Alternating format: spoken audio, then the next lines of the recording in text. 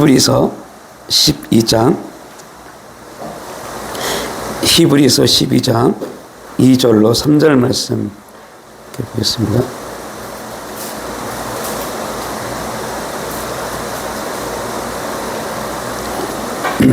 히브리서 12장 2절로 3절 말씀 함께 우리 2절부터 함께 합독하겠습니다. 믿음의 주여 또 온전하게 하시는 이인 예수를 바라보자. 그는 그 앞에 있는 기쁨을 위하여 십자가를 참으사 부끄러움을 개의치 아니하시더니 하나님 보호자 우편에 앉으셨느니라. 너희가 피곤하여 낙심하지 않기 위하여 죄인들이 이같이 자기에게 거역한 일을 참으신 일을 생각하라. 아멘. 네, 우리가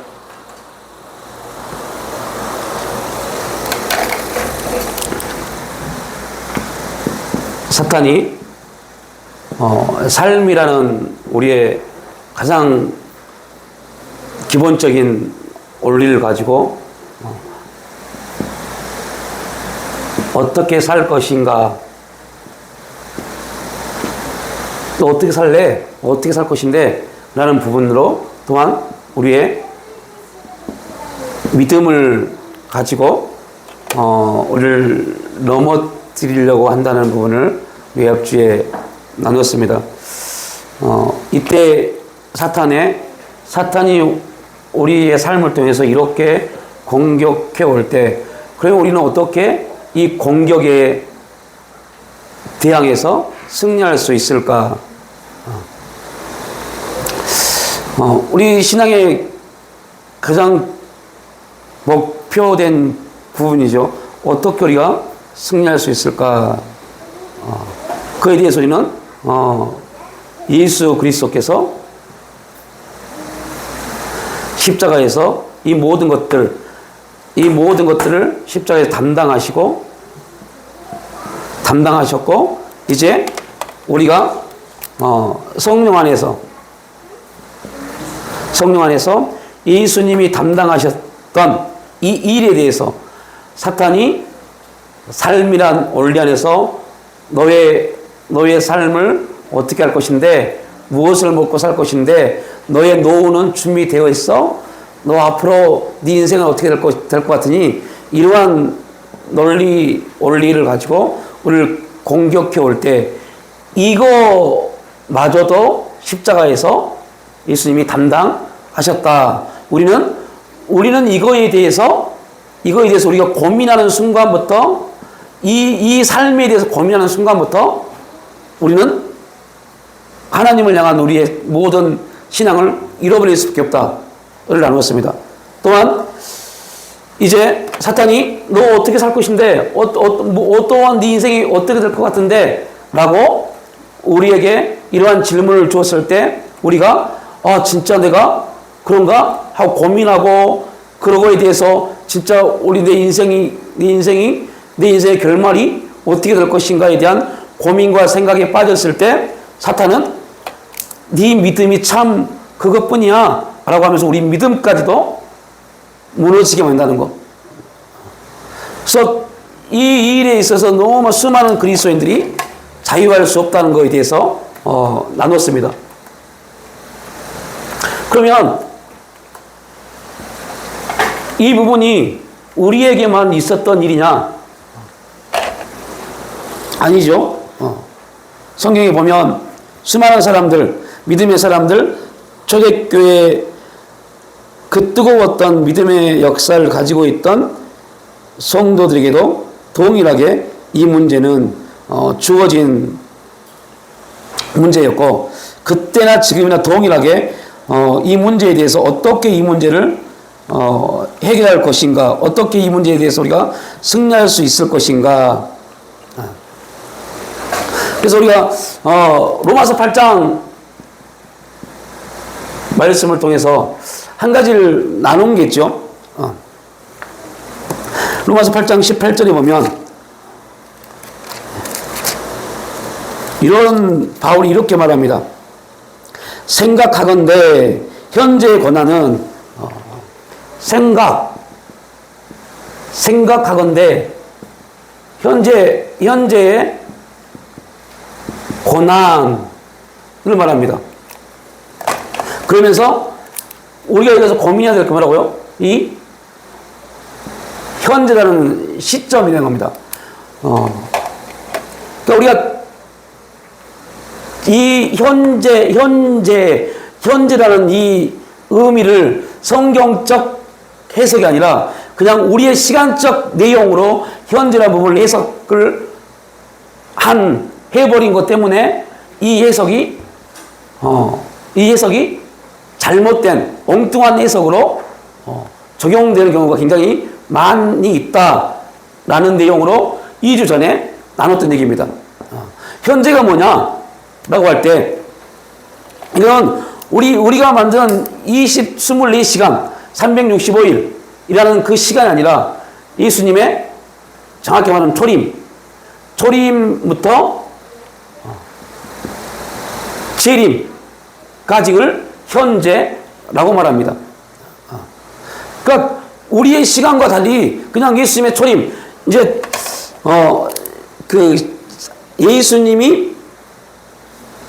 예수님이 십자가에 지시고 승천, 그러니까 율법을 하나님이 주셨고 그 율법을 성취하셨던 초림, 예수님 오셔서 십자가에 성취하셨던 그때가 한 날입니다. 그리고 그때부터 승천하신 그때부터 재림하신 그날까지 한 날입니다. 우리 지금 한 날 안에 있는 겁니다. 그래서 우리 인간이 생각하는 시간의 개념은 지금 수천 년이 지났지만 하나님의 현재는 그 한 날 안에 있는 겁니다. 그래서 이 영적인 의미를 잘 이해해야만이 생각하건대 현재의 고난의 의미를 깨달을 수 있어요. 이 현재의 고난은 장차 다가올 영광과 비교할 수 없다라고 말합니다.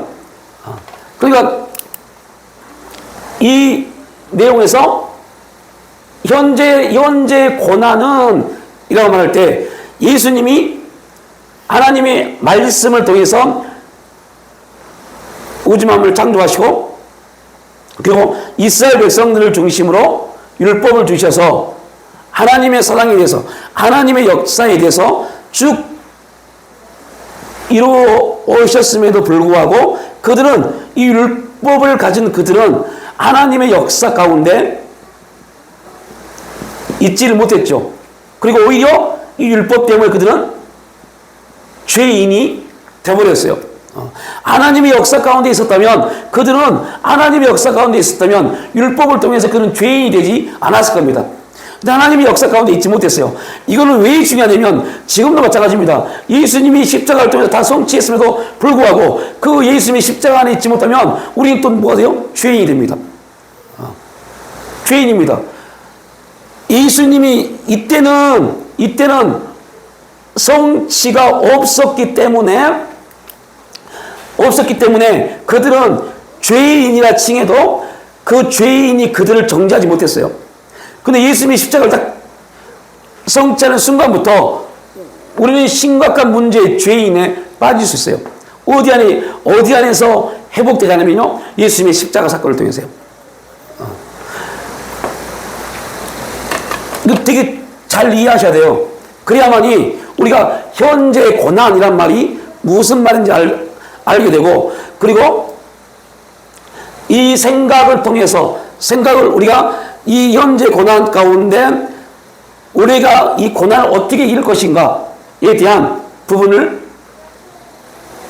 해답을 얻을 수가 있습니다. 그러니까 율법을 주어서 그들이 율법은 하나님의 역사를 나타낸 것에도 불구하고 율법을 받았던 그들은 하나님의 역사를 알지 못하고 오히려 죄인이 됐죠. 예수님이 이 땅에 오셔서 이 죄인이 될 수밖에 없었던 율법의 모든 것들을 십자가에서 담당하셨습니다. 그리고 이때까지 수많은 사람이 태어났겠지만 이때부터 이때까지 현재. 그리고 우리가 지금 이 안에, 지금 우리로 보면 이 안에 있습니다. 그래서 과거, 현재, 미래는 하나님이 이 십자가를 통해서 다 동일한 시간 안에서 동일하게 끝내신 겁니다. 그래서 성경은 과거, 현재, 미래의 모든 죄도 예수님이 담당하셨다고 말합니다.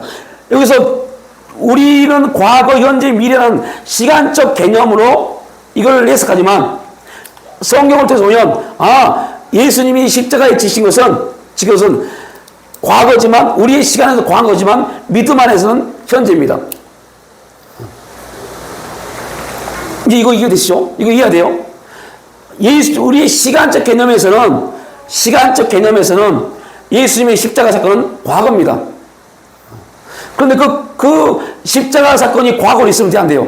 절대 안 돼요. 그 십자가 사건은 지금도 우리 가운데 계속적으로 이루어지는 사건이어야 돼요. 이 말은 그냥 우리가 예수님의 십자가 사건이 지금 나에게 적용되어지고 이런 말이 아닙니다. 이런 말이 아니라 예수님의 십자가 사건은 지금 계속 뭐하고요? 흐르고 있어요.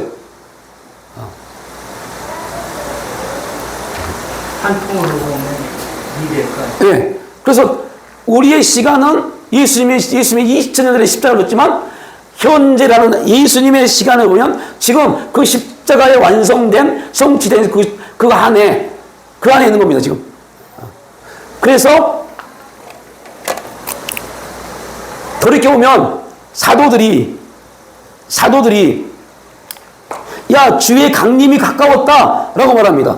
주의 강림이 가까웠다라고 말할 때 그들이 말하는 주의 강림, 재림이 뭘 의미할까요? 그러니까 로마의 박해를 통해서 그렇게 박해를 받았던 초대교회 성도들 또한 어떻게 하냐면 인간의 시간적 의미를 알았습니다.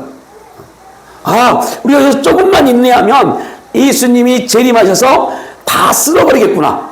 하나님 나라가 완성되겠구나. 이러한 개념으로 그 주의 강림이 가까웠다는 사실을 그렇게 받아들였어요.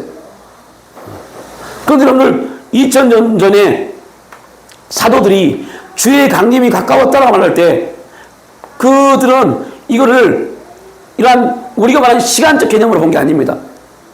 뭐에 맞췄어요? 재림이요. 재림에 예수님의 재림에 맞췄습니다. 왜 사도들이 주의 강림을 재림에 맞췄을까요?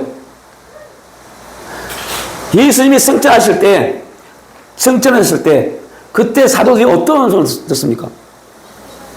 너희가 봤지 그대로 오는 것을 볼 거다 그랬어요.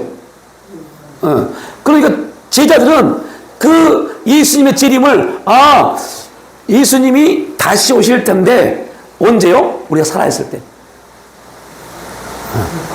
우리가 살아있을 때. 그들 동안 뭐로 봤어요? 시간의 개념이요. 시간의 개념으로 생각한 겁니다. 그런데 점점 그들이 성령 안에서 복음을 증거하면서 깨달은 게 뭐냐면 우리의 시간 안에 아니었구나. 우리의 시간 안에 우리가 말하는 시간 안에 주님이 오시는 게 아니라 하나님의 때, 하나님의 시간의 때에 오셨구나 이겁니다. 그분이 하나님의 때에 그분이 오시구나. 이거는 이제 이 때에 대해서는 주일날 한나의 기도 때가 이름에 그 때에 대해서 잠깐 말씀 나눌 겁니다. 때가 이름에. 그럼 성경이 말하는 모든 때는 우리의 시간이 아닙니다. 누구의 시간이에요? 하나님의 시간이에요. 그러니까 이 부분을 이해해야 돼요. 우리가 간절히 기도할 때 아닙니다. 그냥 하나님 때 역사하시는 겁니다. 하나님의 때. 그 하나님의 때가 언제냐? 지금이요, 지금. 현재요. 시간의 개념으로 딱 그때는 우리가 생각했으니까 2000년 되면 오실 것이다. 2000년 전에 온다. 그런 얘기 들었나요? 그죠. 그래서 세대주의 종말론이 나온 겁니다. 시간의 계산을 해서 이제 시간을 이래를 계산해 보니 이제 주님이 오실 재림의 날을 그렇게 시간의 개념으로 계산을 해서 이제 시간의 개념으로 계산해서 주님의 재림을 말했던 마지막 뭐 마지막이라고 하면 그런, 지금도 그런 사람들이 있어요. 그러나 사회적으로 이슈를 나타냈던 마지막 존재가 다미성교입니다. 이장님. 지금도 그렇게 시간의 계산을 해서 주님의 재림을 말하는 사람들이 지금도 있어요. 이미 그런 모든 것들이 다 무너졌음에도 불구하고 그렇게 빠져 있는 사람들이 있어요. 왜 그럴까요? 그들은요, 이 시간의 개념에서 벗어나지 못해요. 이 세대주의 신학자들은 거기서 벗어나지 못해요. 자,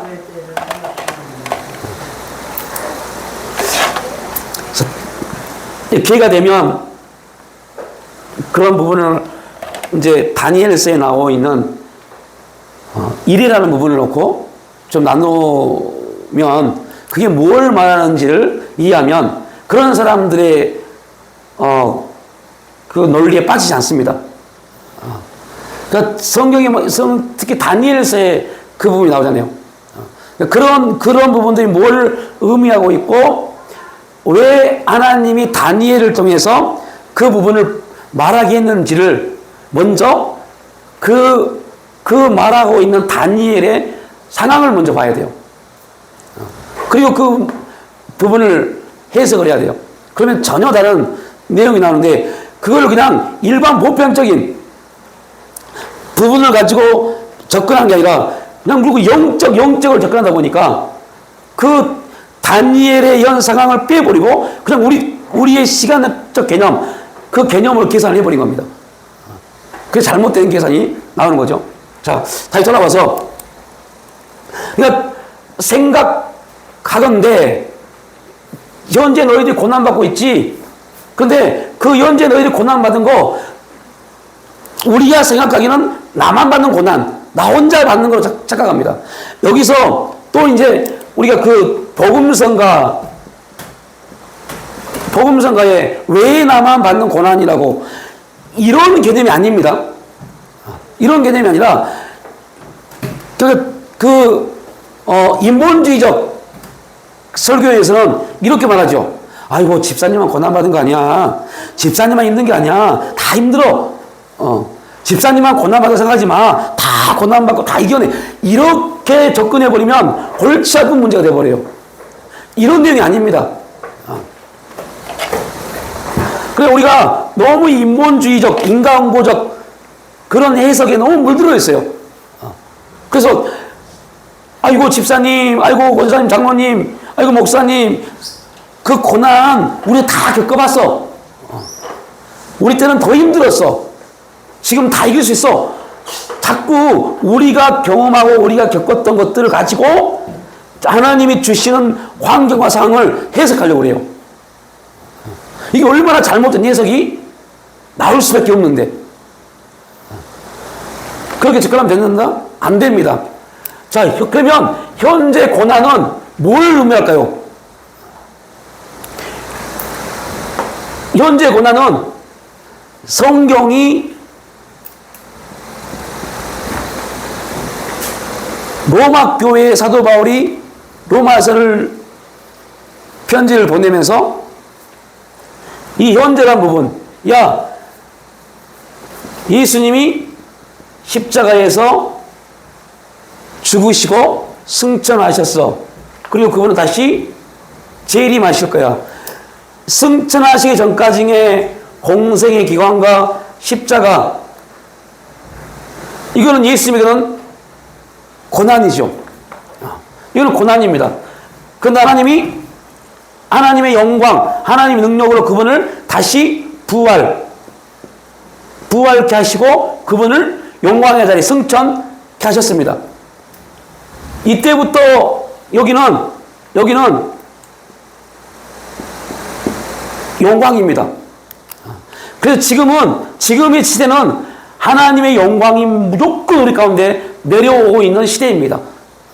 하나님의 영광이 임하는 시대입니다. 전혀 모르고 있는 것처럼 하면 골치 아픈데. 자, 무슨 말이냐면 성경을 통해서 지금의 시대를 무슨 시대라고 그래요? 지금의 시대를 예수님이 승천하시고 사도들을 통해서 뭐가 세워졌죠? 교회가 세워집니다. 교회가 세워집니다. 지금은 첫 번째로 교회 시대입니다. 교회 시대입니다. 두 번째,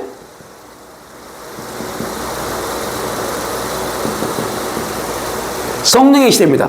교회는 반드시 뭐가 있어야 돼요? 성령의 역사가 있어야 돼요. 우리는 이거를 뭐라고 그래요? 이 두 가지를 은혜라고 합니다. 이걸 은혜라고. 그래서 지금은 은혜의 시대입니다. 은혜의 시대에 반드시 이루어진 게 교회가 이루어집니다. 은혜의 시대에 뭐가 이루어진다고요? 교회가 이루어집니다. 여러분, 이 부분을 구약에서 정확하게 말씀하고 있습니다. 하나님의 은혜가 이스라엘 백성들에게 임했을 때, 그때 그들이 세워진 게 뭐예요? 총회, 성전, 교회가 세워집니다. 하나님의 은혜를 잃어버리면 그들은 뭐예요? 성전이 무너져 버립니다. 교회가 무너져 버립니다. 또 하나, 성전이 세워지면 그들은 매일매일 목도하는 게 있어요. 성전 가운데 뭐가 임해요? 하나님의 영광이요. 그죠? 이건 제 말이 아니라 구약 읽어보면 나와요. 성전에 하나님 영광이 임합니다. 근데 그 하나님의 영광이 신약에는 어떻게 해요? 성령을 통해서요. 성령을 통해서 교회에 하나님 영광이 임합니다. 지금은 뭐가 임한 시대라고요? 하나님의 영광이요. 하나님의 영광이 교회와 성령의 사역을 통해서 계속해서 임하는 시대입니다. 임하는 시대입니다. 그러니까, 자, 이제 혹시 이해가 되십니까? 지금 생각하건대, 현재 너희들 지금 고난받고 있지? 그런데 문제가 뭐냐? 너희가 고난받고 있는 현재의 시간은 뭐의 시간이에요? 영광의 시대입니다. 어떤 영광이요? 하나님의 영광이 계속적으로 부어지는 시대예요. 그 역시대 성전에 있었던 그 영광이 여기 신약 시대에 있는 영광은 똑같거든요. 같죠. 똑같은 거죠. 네. 그래서 하나님의 영광이 지금 계속적으로 임하고 있습니다. 지금 현재 그들은 예수님이 성취하신 십자가의 그 길, 십자가의 이 고난을 성령 안에서 이 고난의 삶을 살고 있습니다. 그런데 놀라운 것은 그들이 고난의 삶을 살고 있는 그때가 또 무슨 시대고요? 하나님의 영광이 임하는 시대예요. 우리가 성령의 사람이 돼야만이, 성령 안에 있어야만이 하나님의 영광이 우리 가운데 임하는 것을 뭐 할 수 있어요? 볼 수 있어요. 그럼 그리스도의 십자가의 그 고난이 결국은 현대의 고난이라는 거죠? 그죠? 네. 그래서 우리가 지금 뭐를 져요? 십자가를 지고 가잖아요. 우리의 삶 자체가 십자가입니다. 십자가. 그래서 너희들 그거 그 고난인데 우리의 삶 자체만 보면 이게 고난인데 그런데 이 고난을 누가 담당하시더래요? 예수님이. 그래서 오늘 본문에서 우리 읽었잖아요. 뭐라 그러면 히브리서 12장에 그렇게 말하잖아요. 믿음의 주에 또 온전케 하신 이인 예수를 바라자. 그는 그 앞에는 기쁨을 위하여 십자가를 참으사 부끄러움을 계획지 아니하시더니 하나님 보좌 우편에 앉으셨느니라. 너희가 피곤하여 낙심하지 않게 하여 죄인들이 같이 자기에게 거역한 일을 참으신 일을 생각하라. 네. 그러니까 지금 우리는 지금 우리에게 주어지는 삶 자체를 살아가는 게 고난입니다. 그런데 이 부분을 우리의 삶 자체를 고난으로만 보면 돼야 안 돼요? 안 되지요. 십자가를 예수님께서 지셨기 때문에 우리는 고난받을 필요가 없잖아요. 그러니까 십자가에서 우리의 죄를 담당하신 것은 죄를 담당하신 겁니다. 죄. 우리 죄를 담당하신 겁니다. 그러니까 우리는 지금 구약은 구약은 예수님이 십자가를 지기 이전에 그들의 짐은 죄인이 지는 짐입니다. 죄인이 지는 짐. 그러나 우리는 지금 우리가 지는 짐은 죄인의 짐이 아닙니다. 우리가 지금 살고 있는 삶은 죄인의 삶이 아니잖아요. 그러니까 우리가 이합주의에 나눴잖아요. 이합주의 설교를 꼭 들어보셔야 돼요. 이합주의 뭐라고 그랬어요? 사탄은 아직도 뭐에 머물러 있어요? 율법에 머물러 있으니까 그 율법을 가지고 계속 우리를 참수합니다. 너 죄인이잖아. 너의 삶을 봐봐. 네 삶이 하나님 온전한 것 같아? 계속 우리가 살고 있는 삶을 가지고 우리를 접근해 옵니다. 그 사탄의 음성을 들으면 우리는 죄인입니다. 사탄의 음성이 들렸기 때문에 죄인이 아니라 그 사탄의 참소에 의하면 우리는 죄인이 될 수밖에 없어요. 왜요? 우리의 모습은 하나님 앞에 온전한 게 아무것도 없거든요.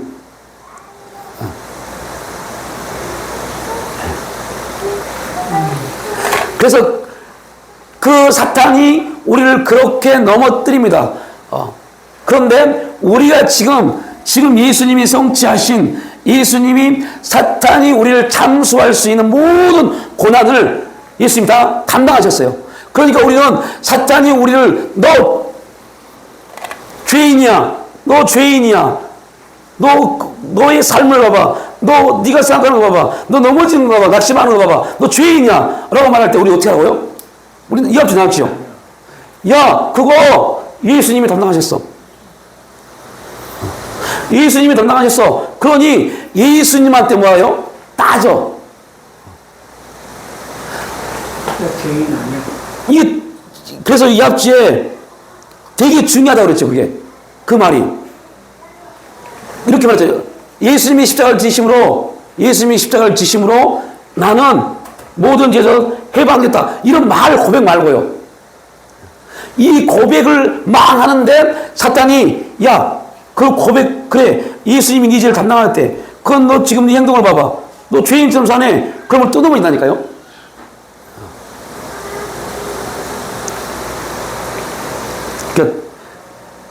그 부분이 이해가 돼야 돼요. 그 부분이.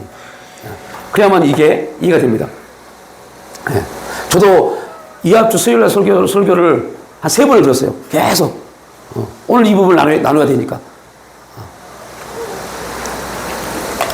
그러니까 다시 말하면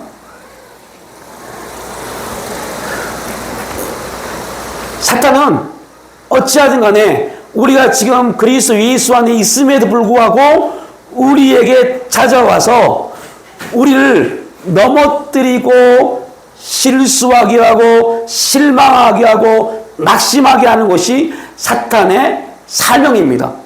사탄의 사명은 그겁니다. 그래야만이 사탄이 하늘에서 버림받게 된 이유가 뭐예요? 하나님처럼 되려고 했기 때문이에요. 사탄의 사명은 그가 뭐가 돼야 돼요? 하나님처럼 돼야 돼요. 그런데 사탄은 스스로 하나님이 될 수 있어요? 없어요? 없습니다. 그래서 사탄이 할 수 있는 가장 최고의 방법, 사탄이 하나님을 대적할 수 있는 가장 최고의 전략은 하나님의 사람들, 예수 그리스도의 피값으로 온전히 의롭게 되어진 우리를, 의롭다 칭함받았던 우리를 의롭지 않게 만드는 겁니다. 그러니까 이 부분을 이 앞에서 꼭 기억하시라고. 굉장히 중요한 말입니다. 그러니까 우리가 의로운 생활을 했기 때문에 의로운 게 아닙니다. 하나님이 친히 당신의 아들을 통해서 우리를 의롭다 칭하셨습니다. 그런데 놀라운 것은 사탄이 우리를 계속 참수하고 공격해서 우리의 의로움을 우리 스스로 하나님의 사람들을 입으로 의롭지 못하게 만들어 버립니다. 그러면 누가 가장 피해를 봐요? 하나님이요. 그러니까 사탄은 어떻게 하든 하나님의 권위를 땅에 떨어뜨려야 되는데 하나님의 권위는 절대 스스로 땅에 떨어지지 않습니다. 왜요? 하나님은 땅에 속한 속하신 분이 아니기 때문에. 그래서 하늘에 속했지만 지금 육신을 입고 이 땅에 거하고 있는 하나님의 사람들을 통해서 하나님을 땅으로 권위를 떨어뜨리려고 온갖 거짓 속임수를 행하는 것이 누구라고요? 사탄이라고요. 그래서 사탄이 너 죄인이야 그러면 우리는 당당해야 돼요. 나 죄인 아니야. 왜 죄인이 아니냐? 예수님이 네가 죄라고 말한 모든 거 예수님이 다 담당하셨어. 그리고 그 하나님이 예수 그리스도를 통해서 나를 은혜 안에서 의롭다 인쳐 주셨어.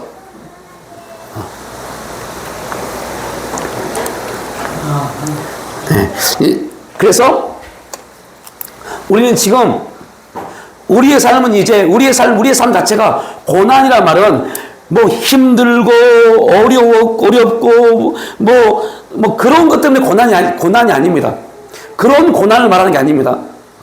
그런 인본주의적 삶에 대한 그 육신적인 부분에 대한 고난이라는 부분으로 이걸 해석해 버리면 어떤 문제가 생기냐면 성경이 사도 바울이 말하고 있는 것과 전혀 다른 해석을 하게 돼요. 그래서 생각하건대 현재 고난, 너희들은 고난받고 있지. 근데 그들이 고난받는 이유가 뭐였어요? 오늘 저와 여러분이 고난을 왜 받습니까? 왜 이게 고난이라고 느껴집니까? 이걸 얘기한다고 그랬죠. 왜 지금 고난이라고 느껴져요? 왜 힘듦이라고 느껴집니까? 그때 때문에 고난. 그래서 다시 말하면 지금 우리가 일반적으로 그동안 우리가 이렇게 가르쳐왔고 이렇게 설교를 들어왔어요.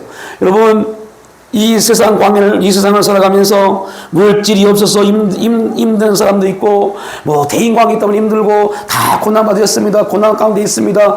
여러분이 그것이 여러분의 십자가입니다. 이렇게 인본주의적 인간이 생각할 수 있는 가치를 가지고 그렇게 가르쳐왔고 그렇게 들어왔어요.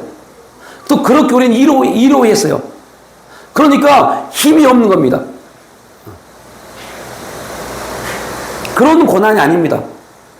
지금 우리는 누구 때문에요? 그리스도요. 내가 돈이 없어서 있는 게 아니라 우리는 지금 그리스도 때문에 그 돈이 없는 그 삶을 사는 겁니다. 내가 그리스도 때문에 그 아픔의 길을 걸어가는 겁니다. 내가 그리스도 때문에 내 삶의 길을 걸어가는 겁니다. 내가 그리스도 때문에 그 하나님이 만들어 놓으신 그 길을 걸어가는 겁니다. 그러니까 우리가 그렇게 기도하라고 했잖아요. 하나님, 이 환경 좀 해결해 주세요. 이 환경 해결하기 위해서 뭐가 필요합니까? 이런 기도는 이제 우리가 하면 안 돼요. 이건 다분히 어떤 기도예요? 인본주의적 기도예요. 그런 기도가 아니라, 내가 하나님의 길을 향해 가다 보니 가는 길 가운데 하나님이 이 환경과 이 상황을 만들어 주셨구나. 뭐 하시려고요? 하나님이 거기서 그 환경과 상황을 통해서 나에게 주시고자 하는 뜻이 있기 때문이에요. 기도 자체가 바뀌어버리는 겁니다. 지금 우리는 야 너희들 지금 고난받고 있지. 너희들이 고난받은 이유가 뭐야? 너희들 고난받고 있는 이유가 뭐야? 너희는 그리스도 때문에 고난받는 거야. 라고 말하는 겁니다. 그래서 사탄은 우리에게 어떻게 접근한다고요? 우리가 지금 어떻게 살 것인가에 대해서 막 우리를 생각을 잠수하다가 우리가 딱 그래 어떻게 살까에 딱 문제에 빠지면 그 다음에 뭘 가지고 나와요? 믿음이요. 아이고 너 같은 믿음이 뭐 하나님 믿는다고 이렇게 정죄합니다. 기억나시죠? 일주일 전에 나왔던 얘기입니다. 그러니까 그 부분을 가지고 사탄이 우리를 넘어뜨리려고 합니다. 그러니까 우리가 실제 삶 속에서 그 사탄의 잠수에 넘어질 수밖에 없는 이유가 뭐예요?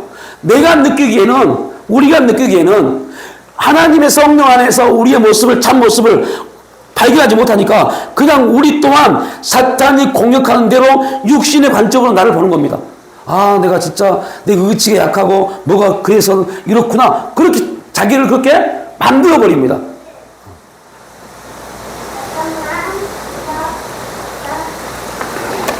그러면 되나? 안 되는데요.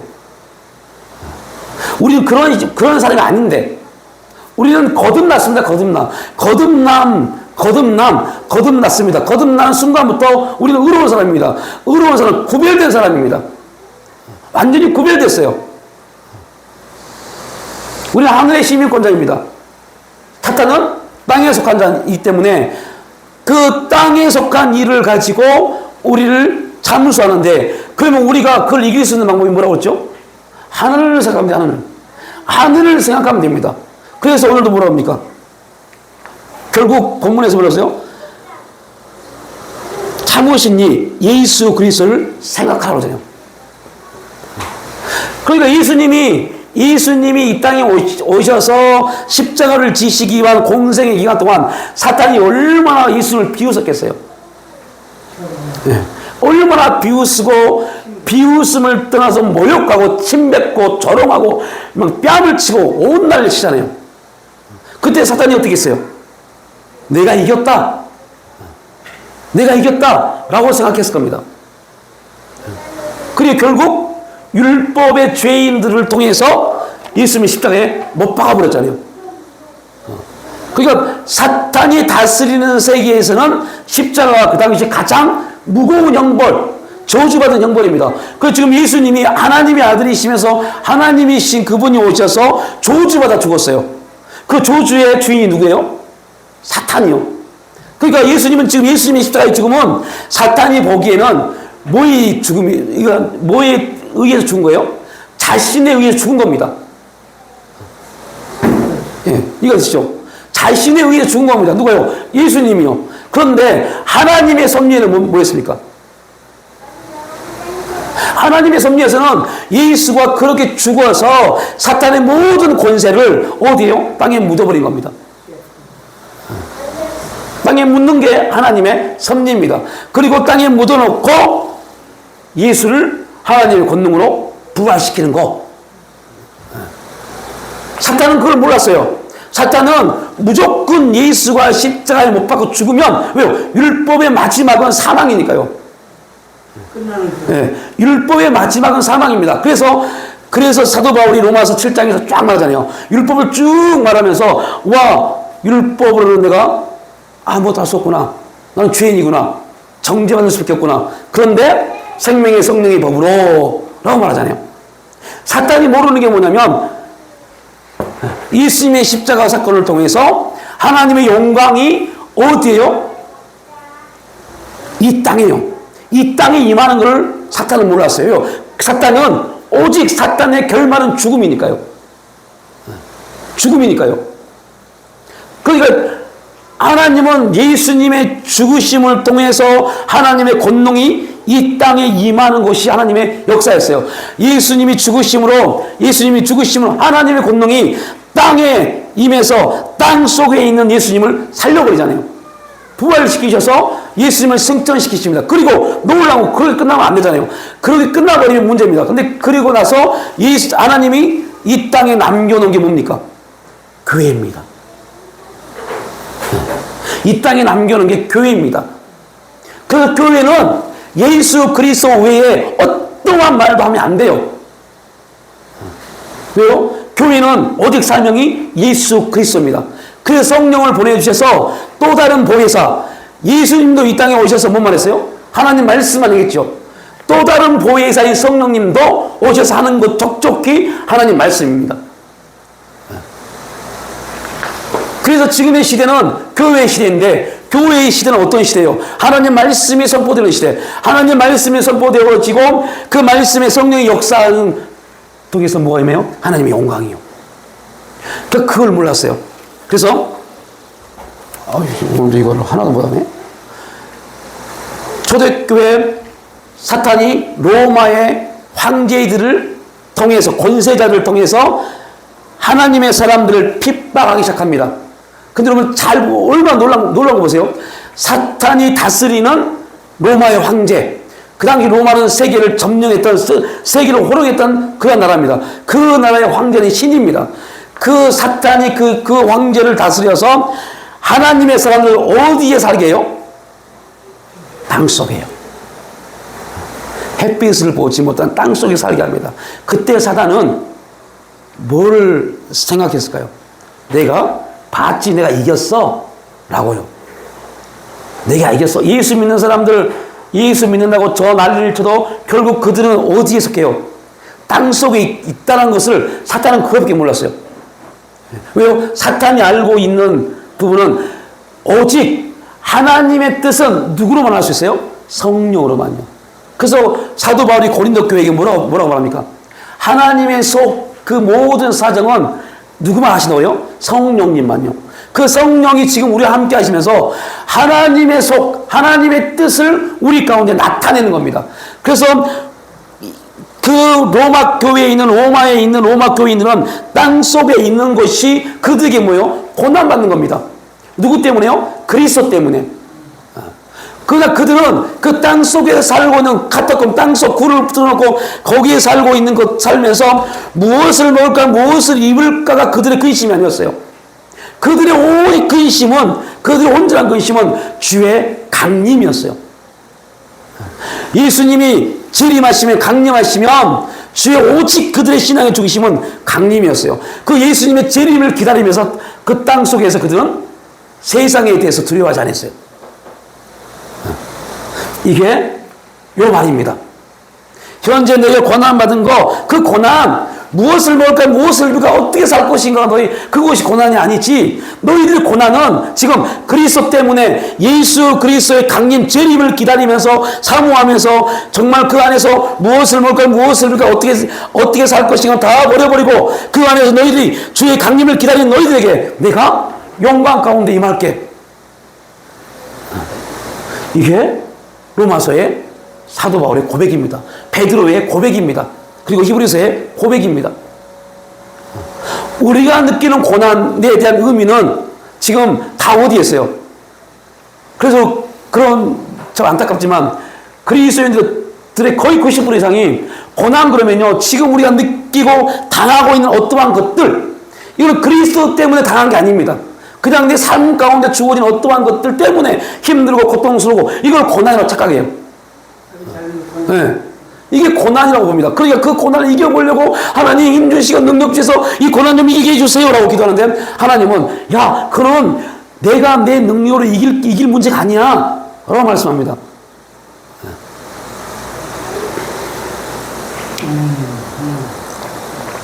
그러면 그 고난을 어떻게 이길까요? 이제 답이 나왔어요. 그 고난을 어떻게 해요? 누구를 생각함으로 해요? 예수를 생각함으로 해요. 우리에게 주어진 모든 일들, 우리가 육신적으로 바라볼 때는 육신적 기도가 나오는 겁니다. 육신적 구함이 나오는 겁니다. 하나님, 이 문제 해결해 주세요. 이 고통 해결해 주세요. 이 아픔 해결해 주세요. 육신적인 기도가 나옵니다. 그런데 그렇게 기도하다가는 하나님이 그 환경을 주신 뜻을 이해하지 못해요. 그래서 하나님은 말씀합니다. 그때 너희들은 어떻게 해야 되느냐? 이 문제를 해결해 주세요가 아니라 예수님이 그 고난과 고통을 길이 참으사 인내함으로 승리했던 것처럼, 너희가 예수 믿는 너희들은 그 고난을 예수님이 그렇게 승리했던 그 예수님을 생각함으로 너희들은 이겨라. 그러면 영광 가운데 너희들에게 승리의 역사가 나타날 것이다 라고 성경이 우리에게 증거합니다.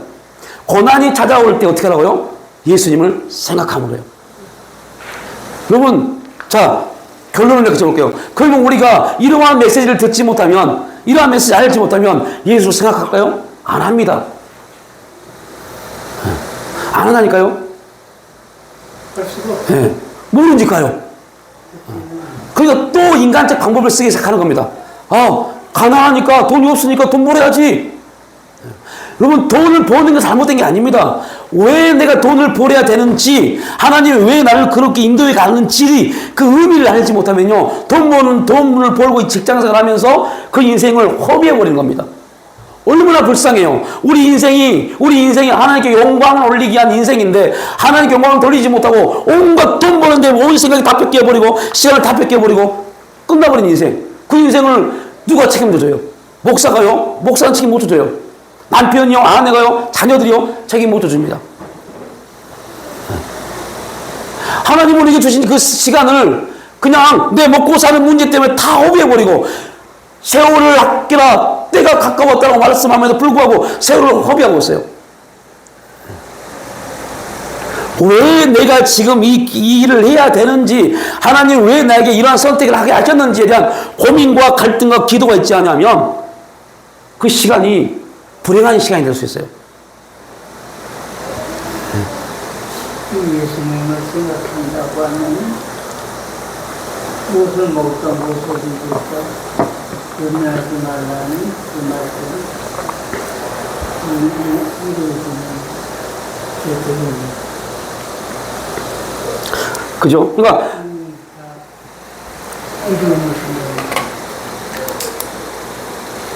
우리가 이제 우리의 삶 속에 그러한 것들이, 그러한 말씀들이 우리를 딱 지배하고 그러면 참 좋을 텐데, 우리가 어떤 걸 선택하고 움직일 때 그러한 말씀이 우리의 생각을 인도하기보다는 그냥 나에게 주어지는 환경과 상황이 나를 더 많이, 거기 더 많이 관심이 그쪽으로 가지다 보니 하나님 말씀보다는 지금 급한 불부터 끄자가 되어버립니다. 지금 급한 불부터 끄고 나면 내가 좀 숨을 돌릴 수 있겠지. 이게 우리의 삶에 굉장히 많이 나타나는 현상입니다. 급한 불부터 끄자. 네. 근데 문제는 이 급한 불을 두신 분이 누구예요? 하나님이십니다. 그럼 하나님의 방법으로, 하나님의 손길로, 하나님의 역사를 통해서 이 급한 불이 어떻게 우리에게 유익함을 주는지로 볼 수 있어야죠. 그래서 고난이 유익인데, 그냥 고난이 유익이 아니라 고난이 잘못된 선택을 하는 원리가 돼버릴 수 있어요. 네. 지금 힘듦이, 이 상황이 우리가 유익함이 아니라 잘못된 길로 가버릴 수밖에 없는, 그러니까 우리가 그랬죠. 고난은 유익이라고 할 때 유익이 헬라어로 뭘 말한다고 했죠? 기억나시나요? 열매예요. 네, 열매요. 고난은 곧 열매입니다. 그래서 신약은 길이 참아서 열매 맺는 농부와 욥을 봐라 그러잖아요. 고난은 유익인데 유익은 열매를 말합니다. 고난이 유익인 이유는 그는 고난을 통해서 우리가 열매를 맺기 때문에요. 이거는 여러분들 주보의 설교를 보면 나온 얘기입니다. 그런데 그 고난이 유익이 되는 삶을 살아야 되는데 우리는 그렇지 않아요. 고난이 왔을 때, 힘듦이 왔을 때 잘못된 선택을 해버릴 수 있어요. 제가 저 밑에 1층에다, 원래는 2층에 있었어요. 2층 복도에다 가지나무를 6개를 심어놨어요. 4개를 심어놨어요. 6개 심어놨나? 그런데 이게 별로 자라지가 않아요. 그래서 밑에 1층에 내려놓고 비를 맞고 햇빛을 보게 하려고 밑에 내려놓은 지가 3개월이 됐어요. 지금 3개월이 됐는데 2달 동안, 내려놓은 지 2달 동안 꽃만 피고 열매가 안 열려요. 그래서 아내가, 사모님이 이거 열매 안 열리네, 다 뽑아버려. 네. 그런데 저도 그래서 뽑아버리니까 갔어요. 왜냐면 2주 전에 오신 장로님도 똑같은 말씀 하셨어요. 길을 가다가 교회인지 아는데 가다 보니까 막 그전에는 우리 옆 1층에 막 쓰레기 이만큼 쌓았잖아요. 지금 다 치웠죠. 그리고 막 그런 게 막 너저분하게 있는 게 이게 교회인가 싶다는 거죠. 그래서 이거 다 뽑아버릴까 하다가 아니야, 이에도 사명이 있는데, 가지도 이게 여기서 심어게 된 사명이 있는데, 그 사명이 뭡니까? 열매 있는 거예요. 그래서 열매가 맺힐 때까지 있어보자. 그러면 열매가 맺힐 때까지 있으려면 그 가지나무에는 한 때가 있습니다. 그 때가 지나서 열매가 맺히지 않으면 없애면 돼요. 기다려보자 하는데 딱 일주일이 지나자마자 열매가 열리기 시작했어요. 네. 만약 그때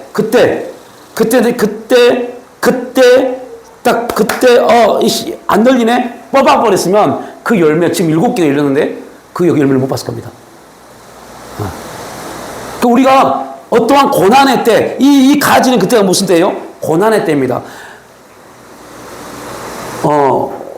여러분들 바빠서 그런 건지 볼 시간이 없으니까 제가 본 걸 얘기해 드릴게요. 식물이 잎사귀를 키우고 꽃이 피어서요. 꽃이 딱 떨어지고 그 꽃이 떨어진 곳에서 열매가 나오는데 그 나무가 받은 고통이 출산하는 고통이랍니다. 출산하는 고통이요. 꽃잎이 떨어지고 그 자리에 열매가 열리는 게 엄마가 아이를 출산하는 고통을 느낀대요, 나무가. 출산하는 고통을 나간대요. 근데 여러분들, 얼마나 기가 막힌지 아세요? 저 가지나무에 꽃이 지금 한 10몇 번이 떨어졌어요. 수정이 안 됐어요. 열 몇 번 떨어졌어요. 그러면 열 몇 번 동안 고통을 당한 겁니다. 고난의 때입니다. 근데 그 가지는, 그 나무는 말을 할 수 없어요. 자기를 표현할 수 없어요. 표현할 수 없어요. 말할 수 없어요. 주인이 어떠한 선택을 하냐에 따라서 이 가지는 끝내 열매를 보지 못하고 버림받을 수 있어요. 저희도 딱 그때였어요. 버릴까? 뜯어버릴까? 하다가 갑자기 마음가운데, 얘도 열매를 맺혀야 될 사명을 갖고 있는데 그 열매를 맺을 수 있는 때까지 기다려보자. 그래서 지금 열매를 맺었어요. 동일합니다. 하나님도 우리를 그렇게 보십니다. 하나님 우리를 보시는 관점입니다. 내가 너를 이 땅에 세우고 이 땅에 지금 생명을 준 이유는 우리를 그냥 어떻게 살 것인가에 대한 내용으로 준 게 아닙니다. 그죠? 너희들 네 맘대로 살아봐. 이게 아닙니다. 어찌하든 간에 주어진 시간 속에서 뭐 하려고요? 하나님께 영광 돌리는 삶을 살게 해서. 하나님께 영광 돌리는 삶을 살게끔 우리에게 시간을 주신 겁니다. 시간을 주었는데 이 시간 안에 우리가 그때입니다. 딱 때만 줍니다. 그때 우리 하나님께 영광 돌리지 못하면 우리는 뭐가 될 수 있어요? 그 무화과 나무 잎이 될 수 있어요.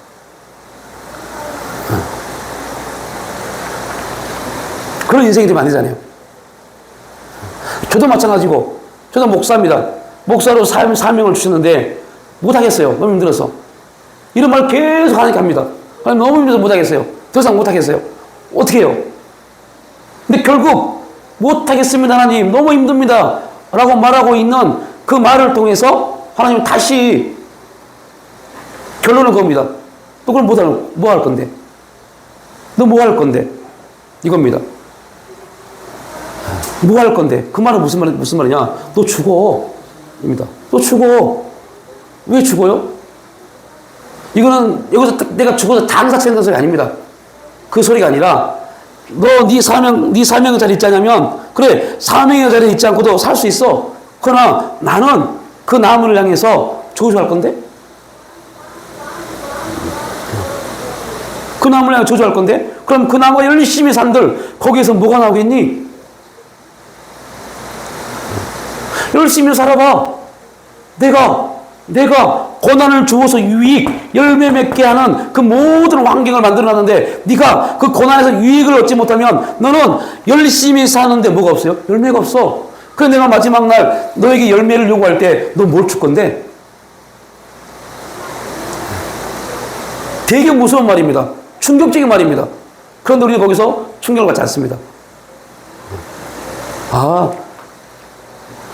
목사님한테 그랬구나. 확 끝내버립니다. 그래서 결론 뭐다? 생각하십시오. 계속 주님을 생각한 겁니다. 주님이 그래 길이 참으시고 인내하심으로 그분이 승리했지. 그리고 그분이 승리하니 그분이 그 사명을 감당하니 하나님의 능력이 그분을 올리셨지, 살리셨지. 그 영광이 우리도 예수님이 길이 참았던 것처럼 우리가 예수님을 바라보고 예수님 때문에 임한 이 고난 길이 참고 주님 뭐라고 나가면 결국 하나님이 우리를 영광 가운데 세우시겠지. 이게 오늘 지금 4주째 나누고 있는 얘기입니다.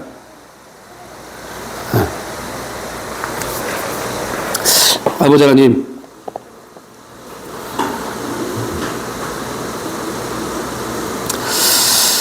참 우리의 삶 가운데 우리가 어떠한 일에 대해서 고민하고 또한 그로 인해서 우리의 삶에 대한 내용들과 앞으로 우리의 살아가야 될 이야기들 이러한 것들이 합쳐져서 우리를 갈등하게 하고 혼란스럽게 하는 그 삶의 자리가 참 버거울 때가 많습니다. 그것 때문에 지금의 내 자리가 지금 하나님의 뜻 가운데 있는 우리의 삶이 옳은가 그른가의 문제에 또 빠지게 되고 그로 인해서 어느 경우에는 잘못된 선택을 할 때도 있고 그런데 그 잘못된 선택을 함에도 불구하고 하나님의 길이 참으심과 은혜 가운데 다시 회복의 자리에 올 수 있도록 인도해 주신 주님 우리에게 지혜와 명철을 더하여 주셔서 정말로 하나님의 뜻을 바라보고 하나님이 이 환경을 주신 그 뜻, 의미를 깨닫고 정말 그 삶 속에서 아픔과 고통과 고난 속에서 귀한 하나님이 기뻐 받으시는 열매를 맺을 수 있는 그런 복된 삶이 우리 가운데 이루어질 수 있도록 성령님 연약한 저희들을 붙잡아 주시고 깨우쳐 주시고 지혜와 명철을 더하여 주시옵소서. 그래 정말로 하나님을 향한 온전한 삶이 올려드려지는 그러한 삶이 될 수 있도록 역사를 좀 있사오며 감사드리올 때 예수님의 이름으로 기도를 옵나이다.